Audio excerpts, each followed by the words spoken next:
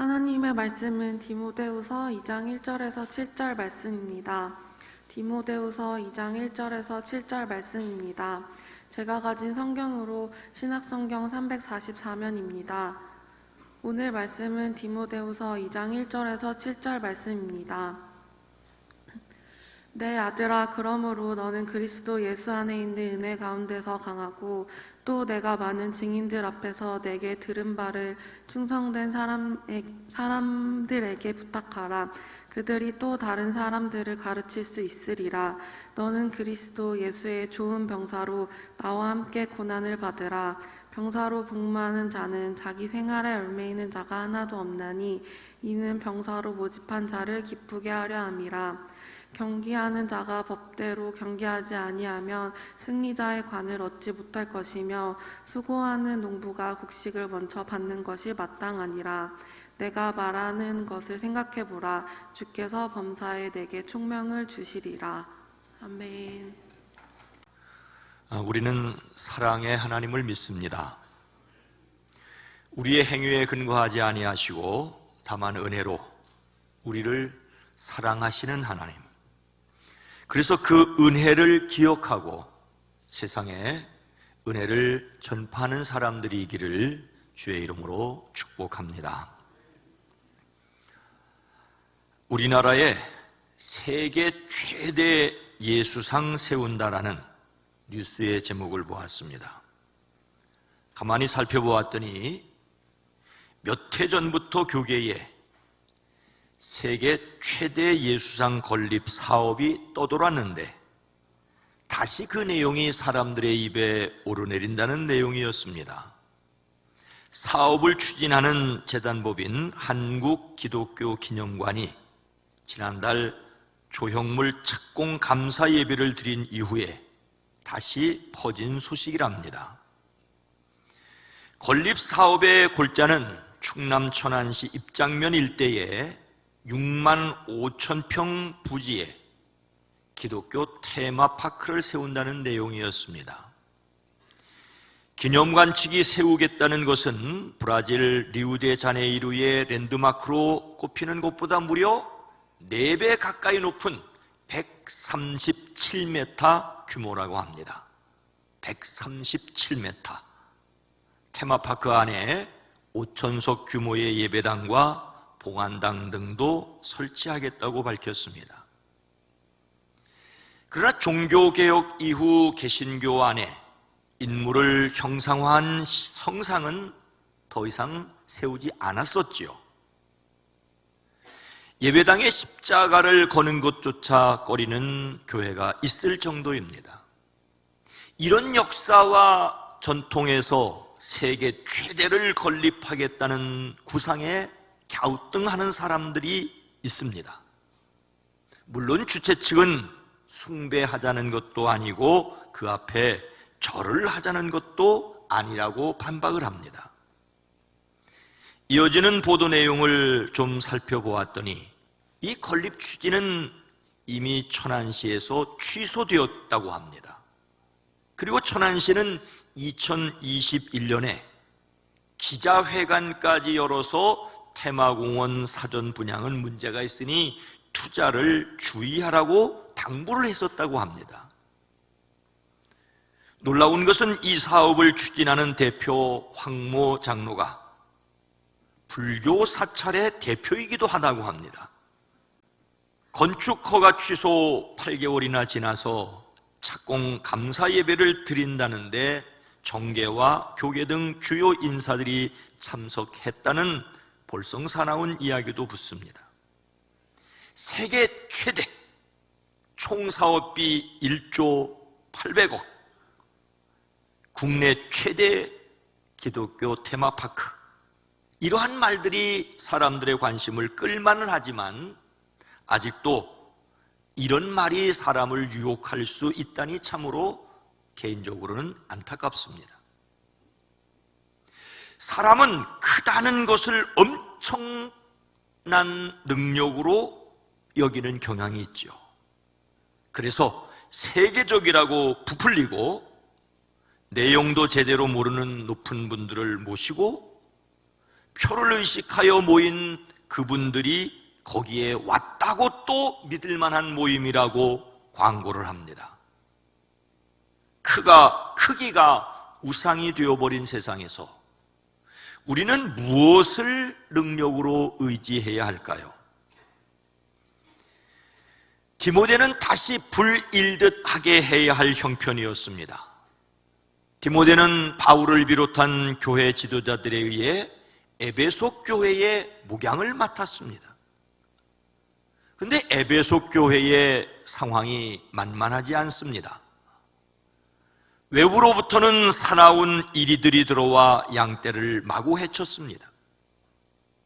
내부에서는 교인들을 이탈시켜 자기를 따르게 하려고 어그러진 말을 하는 사람들이 나타났습니다. 내우 외환의 위기였습니다. 더욱이 디모데가 그토록 의지했던 사도 바울이 네로 황제에 의하여 로마 감옥에 다시 갇혀 순교를 기다리고 있었습니다. 이런 형편에서 디모데는 부끄럽기도 했고 두렵기조차 했습니다. 순수한 믿음의 사람이었던 디모데의 마음은 또한 연약하기조차 했습니다. 이런 디모데를 다시 불일듯 하게 하는 것이 바울의 마지막 사명이었습니다. 사도 바울은 디모데에게 무엇을 명령합니까? 1절 말씀입니다. 함께 읽습니다. 내 아들아, 그러므로 너는 그리스도 예수 안에 있는 은혜 가운데 강하고. 그러므로 앞에서 바울은 디모데에게 복음 전파를 위하여 겪는 고난을 두려워하지 말라고 하였습니다. 그러고 나서 고난을 두려워하지 않기 위해서 전도의 사명을 감당하기 위하여 그러므로 이렇게 하라고 말하지요. 오늘 이 세상을 살아가는 모든 그리스도인들은 하나님의 백성으로 예수님의 제자로 성령의 이끌림을 받는 성도로 그러므로 갖추어야 할 것들이 있습니다. 다시 불일듯 하게 하는 일은 앉아서 생각하는 것으로 이루어지지 않습니다. 다시 불일듯 하게 하기 위하여 다시 불을 지펴야 할 것들이 있습니다. 먼저 사도 바울은 디모데를 내 아들아라고 부릅니다. 아들이라는 말은 아이라는 뜻이지만 부모가 자식을 부를 때 다정스럽게 아들아, 딸아 하는 것처럼 자녀라는 의미로 자주 사용되었습니다. 바울은 디모데의 영적 아버지의 역할을 하며 자주 그를 아들이라고 부름으로써 친밀함을 나타냈었지요. 그러나 교회에서 영적 부모니 영적 자녀라는 말을 사용하는 데는 매우 조심해야 한다고 저는 생각합니다. 자칫 하나님 아버지를 믿는 신앙을 인간적인 관계로 타락시킬 수 있기 때문입니다. 인간적인 친교가 지나쳐 하나님과의 관계를 약하게 한다면 그것은 재앙이기 때문입니다. 다만 하나님 아버지의 자녀들이 서로 형제 사랑으로 친밀해야 할 것입니다. 그래서 그리스도 예수 안에 있는 은혜 가운데 강하라고 말하고 있습니다. 강하다는 말은 말 그대로 힘을 강하게 하다는 뜻입니다. 그러나 여기에서는 디모데, 바로 내가 능력 안에서 강하게 되어야 한다는 것을 강조합니다. 디모데가 두려워하지 않고 당당하게 사역을 하기 위해서 그는 강해져야만 합니다. 무엇으로? 그리스도 예수 안에 있는 은혜로 굳세어져야 합니다. 디모데가 하나님께 맡은 사명을 감당할 수 있는 것은 그의 개인적인 능력이나 의지가 아니었기 때문입니다. 우리 역시 자신의 사명을 감당하는 것은 오직 은혜를 힘입어야 하는 것임을 기억해야 합니다. 우리는 예수님 안에 있는 은혜 가운데 강해져야 합니다. 앞서 바울은 하나님의 부르심에 관하여 이렇게 말하였습니다.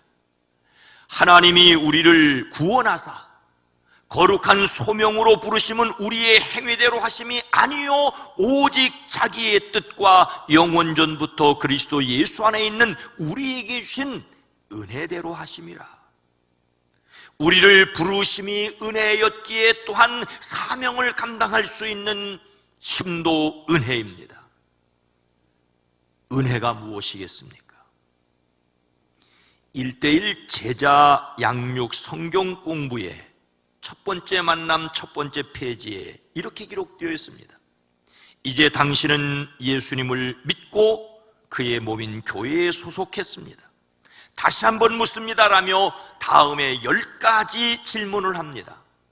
한번 여러분도 이 질문에 솔직하게 예, 아니요, 모르겠습니다라고 대답을 해보시기 바랍니다. 첫 번째 질문은 이것입니다. 당신은 예수님을 믿습니까? 예수 그리스도가 지금 당신 안에 계십니까?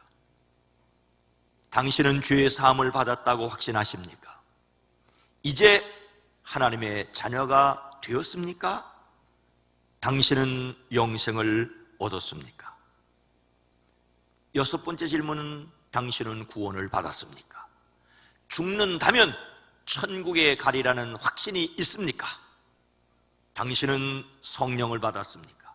당신은 거듭났습니까? 멸망의 심판을 받지 않을 것을 확신하십니까? 10개의 질문 중에서 몇 개나 예라고 대답을 하셨습니까? 이 질문에는 중요한 점이 있습니다. 첫 번째 질문, 당신은 예수님을 믿습니까? 라는 대답에 예라고 말했다면 나머지 9개도 예라고 대답해야 한다는 것입니다. 예수님을 믿음으로 예수님이 그 안에 계시게 되었고 죄를 용서받았고 하나님의 자녀가 되었고 구원받았기 때문입니다. 내가 믿은 것은 예수님뿐인데, 아니 정확하게 말해서 하나님께서 은혜로 내게 예수님을 믿어지게 하셨는데 그 결과로 영생을 얻었고 구원을 받았고 죽어도 천국을 가며 멸망에서 심판을 받지 않게 될 것입니다. 마치 농사를 지을 때 감자 줄기를 슬그머니 잡아당기면 감자 알이 알알이 달려오는 것처럼 믿은 것은 예수님뿐인데 그 결과로 받은 것이 엄청나다는 것입니다. 예수님께서 하신 모든 일이 놀랍습니다마는 그 십자가와 부활을 반드시 기억하고 그 결과로 우리에게 주어진 것을 확신해야 합니다. 예수님께서 십자가에서 죽으심으로 우리의 죽음을 죽이시고 다시 살아나심으로 우리 안에 생명을 살리셨습니다. 이것을 거저 주셨기 때문에 은혜라고 말합니다. 이 은혜에 굳게 서시기를 주님의 이름으로 축원합니다. 축원합니다. 하나님께서 사도 바울을 통하여 은혜로 강해야 할 뿐만 아니라 그래서 해야 할 일이 있다고 말씀하십니다. 2절 전반절 말씀입니다. 함께 읽습니다. 또 내가 많은 증인 앞에서 내게 들은 말을 충성된 사람들에게 부탁하라. 내게 들은 말을, 이것을 강조합니다. 사도 바울이 디모데를 통하여 다른 사람들에게 부탁하려고 하는 것은 다른 것이 아닙니다. 바울에게 들은 내용 바로 그것을 전하라고 합니다. 이것을 어려운 말로 사도적 전승, 사도적 계승이라고 합니다. 예수님께 들은 것을 전하였으니 전하여 받은 예수님께 들은 것을 그대로 전하라고 합니다. 말을 전하는 사람은 전달받은 내용을 더하지도 말고 덜하지도 말고 그대로 전달해야 합니다. 하나님의 말씀이 처음 주어졌을 때도 이것은 매우 중요하였습니다. 모세는 하나님의 말씀을 전하면서 내가 너희에게 명령하는 말을 너희는 가감하지 말고 더하지도 말고 덜하지도 말고 내가 너희에게 내리는 너희 하나님 여호와의 명령을 지키라고 하였습니다. 부활하신 예수님께서 제자들에게 사명을 주시면서도 내가 너에게 분부한, 다른 것이 아니라 내가 너희에게 분부한 모든 것을 가르쳐 지키게 하라고 하셨습니다. 예수님의 제자들이 다른 사람들을 예수님의 제자로 삼기 위하여 예수님이 분부한 모든 것을 가르쳐 지키게 해야 했습니다. 그러니 디모데 역시 내가 배운 대로 그대로 가르치라고 말하고 있습니다. 바울은 언제나 많은 사람들 앞에서 설교했고 디모데도 그러한 설교를 들음으로 복음을 들었습니다. 그러니 디모데가 다른 사람들 앞에서 가르칠 때 그 가르침이 바울이 말한 것과 같은지 다른지는 함께 바울의 설교를 들은 사람들이 다 알 것입니다. 그래서 그대는 내게 들은 바를 충성된 사람들 가운데 전하라고 말하고 있습니다. 바울은 일찍이 밀레도에서 에베소 교회의 지도자들에게, 또한 여러분 중에서도 제자들을 끌어 자기를 따르게 하려고 어그러진 말을 하는 사람들이 일어날 줄을 내가 아노라고 하였습니다. 그리고 디모데에게 보내는 두 번째 편지 끝부분에 이렇게 말합니다. 때가 이르면 사람들이 건전한 교훈을 받으려 하지 않고 귀를 즐겁게 하는 말을 들으려고 자기네 욕심을 맞추어 스승을 모아들일 것입니다. 자기 귀를 즐겁게 하는 말을 들으려고 하니 안타깝게도 말씀을 전하는 사람들도 사람의 귀를 즐겁게 하는 말을 합니다. 사람들이 듣고 싶어 하는 말을 하려고 하나님의 말씀에서 빼기도 하고 하나님의 말씀에 더하기도 하여 전하는 거짓 교사들이 에베소에 있었고 그 사람들 때문에 상처를 받은 디모데는 마음이 연약해졌다는 것입니다. 그래서 일단 바울은 디모데에게 충성된 사람들을 선택해서 그들에게 먼저 부탁하라고 말하고 있습니다. 여기에서 부탁하던 말은 음식을 차릴 때 밥, 국, 반찬 등등을 가지런히 놓는 것을 말합니다. 가까이 내려놓으라는 뜻이죠. 강압적이거나 억지로 시키지 말고 우리말 그대로 잘 부탁하라는 것입니다. 여러분에게 말씀을 부탁합니다. 그래서 충성된 사람들이어야 합니다. 충성스러운 말씀을 받은 사람들의 최우선 자격 조건입니다. 충성스럽지 않은 사람들에게는 말씀을 전하라는 말이 아니라 우선 충성스러운 사람들에게 복음을 부탁해야 할 것을 강조하고 있습니다. 충성스러운 사람들만이 어려움 속에서도 신실할 수 있기 때문입니다. 들은 말을 충성된 사람들에게 부탁해야 합니다.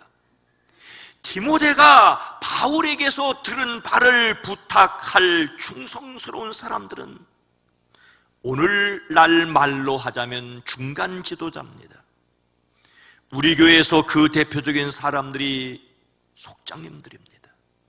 속장님들은 임원으로 열심히 직무를 수행한 신앙이 돈독한 사람이라고 말하는데 오늘 말씀에서 표현하자면 충성된 사람들입니다. 속장님들의 직무를 장정은 이렇게 규정하고 있습니다. 속회로 모이는 일시와 장소의 결정과 통지, 속회 헌금의 수합, 속회 일지 작성 및 제출, 속회를 관리하고 매주 속회원의 변동사항 등 속회 현황을 담임자에게 보고한답니다. 그러나 우리 교회 속장님들은 속회 인도도 맡으셨으니 참으로 막중합니다. 우리 교회의 모든 지도자들에게 감사를 드립니다.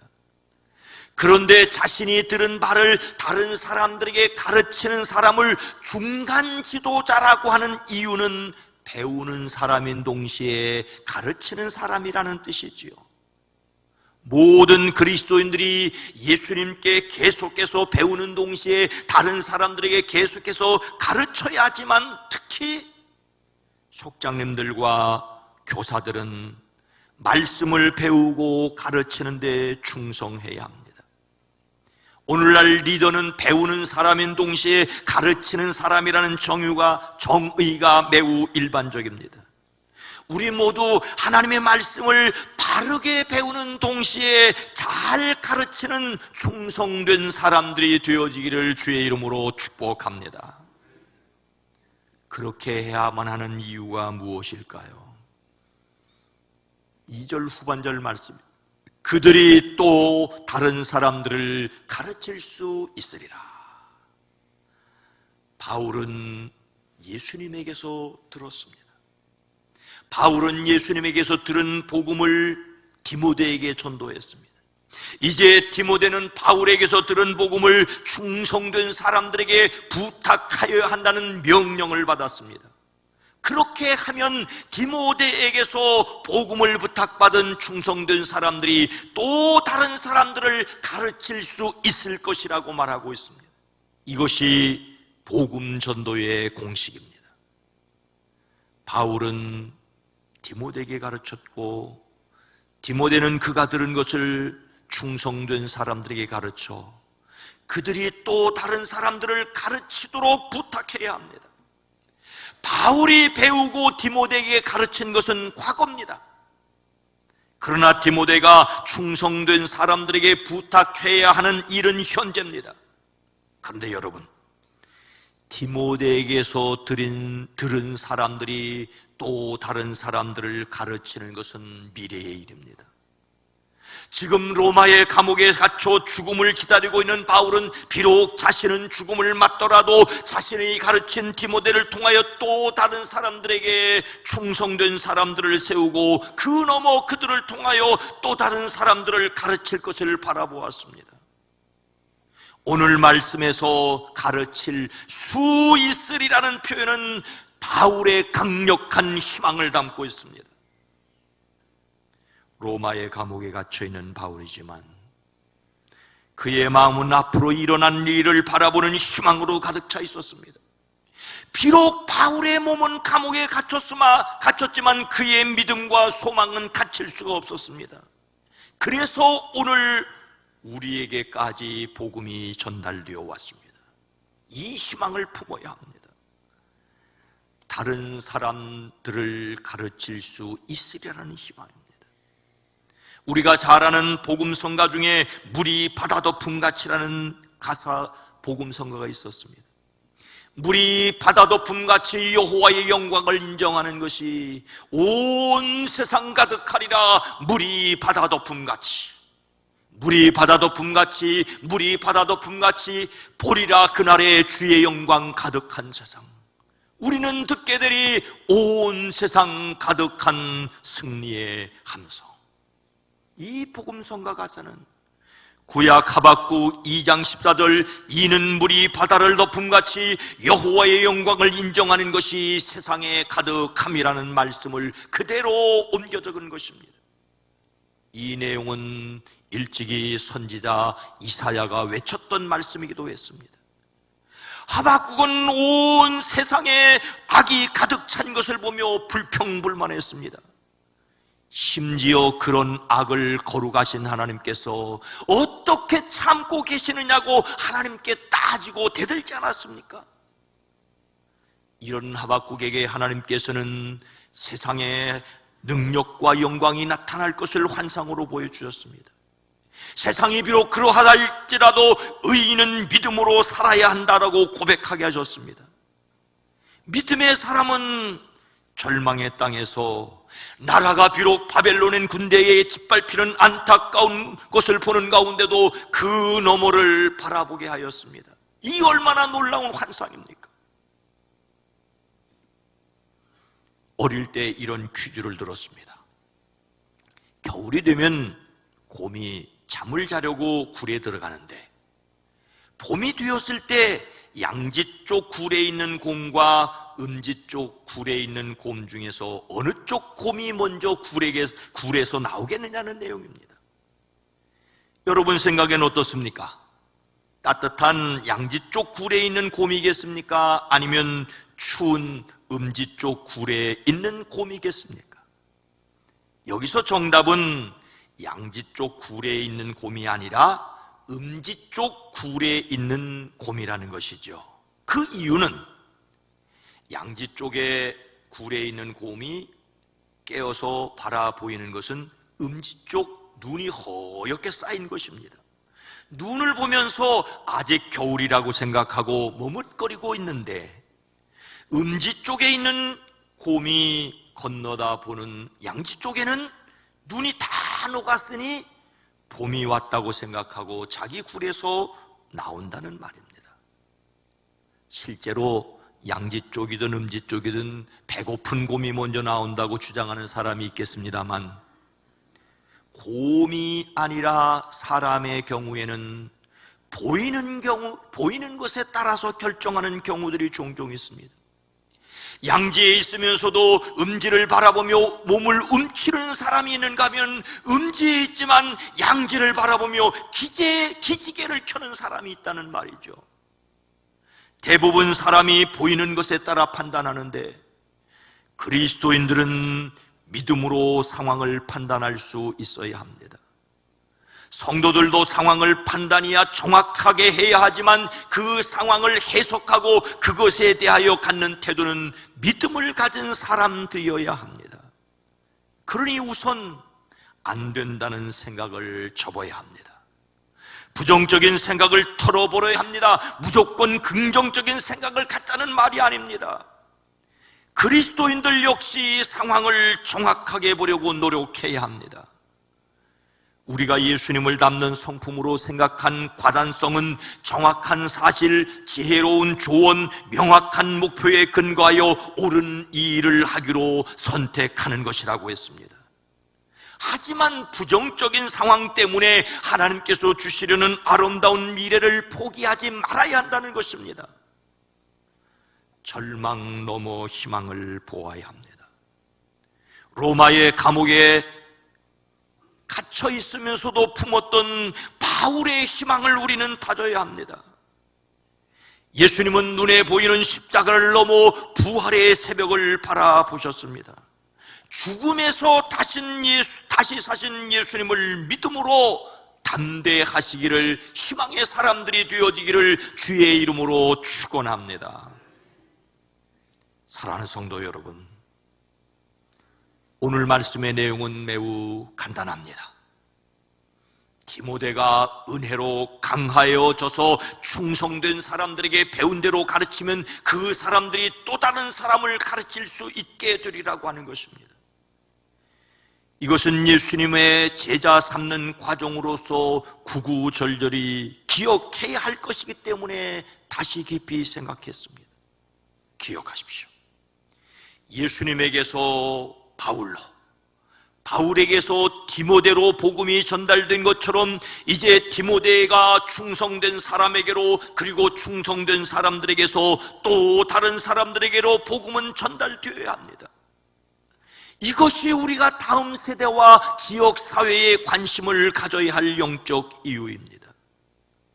우리는 누구에게인가 배워서 들어서 알고 있습니다. 이제 우리를 통하여 또 다른 사람들에게, 그리고 그 사람들을 통하여 또 다른 사람들에게 전도되어져야 할 것을 꿈꾸어야 합니다.